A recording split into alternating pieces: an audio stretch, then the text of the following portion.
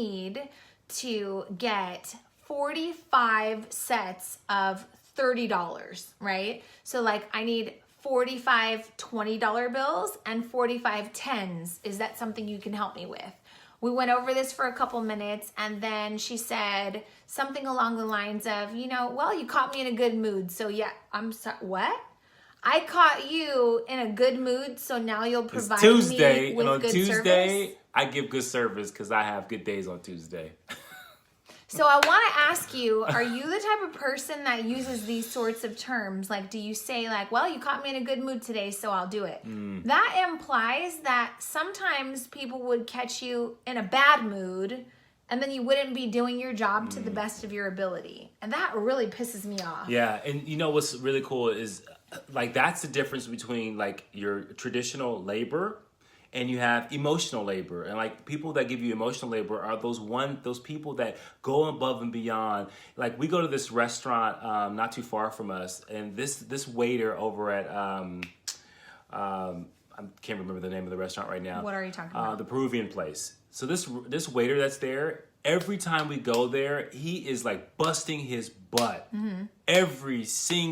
He is so consistent. Like he runs circles around everyone else. Everyone else. He's so polite. He's just like, and if he sees another table that needs help, he walks over to that table. By the way, we only tip him. Even if he's not our server, we're like, hey, here you go. We give him some money because he does such an exceptional job. But those are the people that like make a difference in your experience. Those are the people that help a business from going out of business, right? Those are the people that like they give themselves more opportunities because of the fact that they show up differently. They give you a different level of effort, right? It's the emotional effort. It's that willingness to think about things critically and make decisions for the betterment of the customer experience. Like those things are so powerful. Yeah. But quite often, most of the time, you're getting folks that are just showing up, clocking in, and they're okay with the constraints of what their job gives them because it keeps them safe. Like I wanted to tell the guy that gave me really bad service last night, like I'm trying to make a very large purchase and you don't seem like you want to take my money, but this is what keeps your paycheck coming every week, right? Like this is what keeps you employed.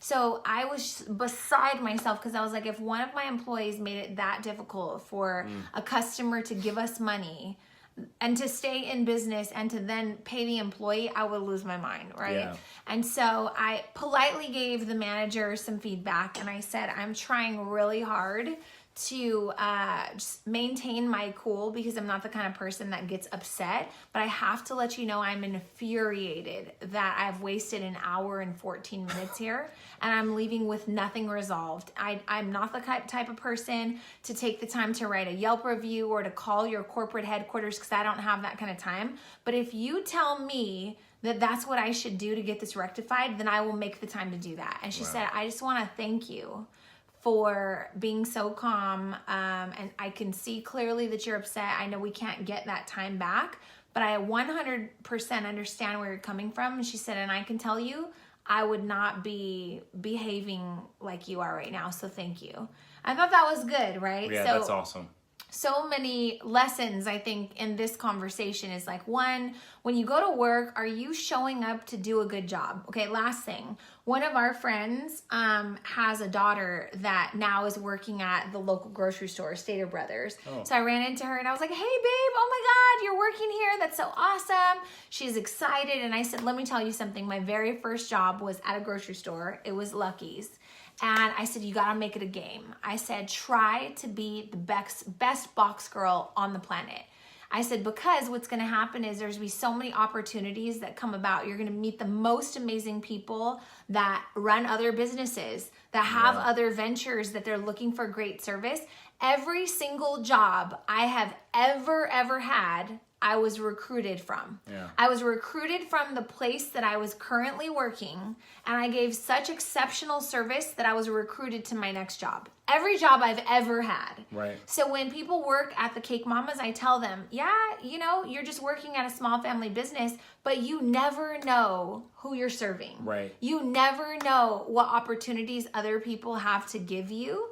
And I would love for you to be recruited out of here into something better. I would love for you to understand the importance of putting your best foot forward, because it opens up opportunities for you. So that's where I'm going to leave it. And I would just say, like, the one thing that we share in common is I think that we approach those types of things like, hey, everybody's replaceable, but it's going to be really hard to replace me. Oh, you're going to have a very tough time. Right. And We've talked about this in our marriage. Like, I've told you, I don't know about you, but I'm pretty much irreplaceable as a wife. You're not going to find another me, right? Right.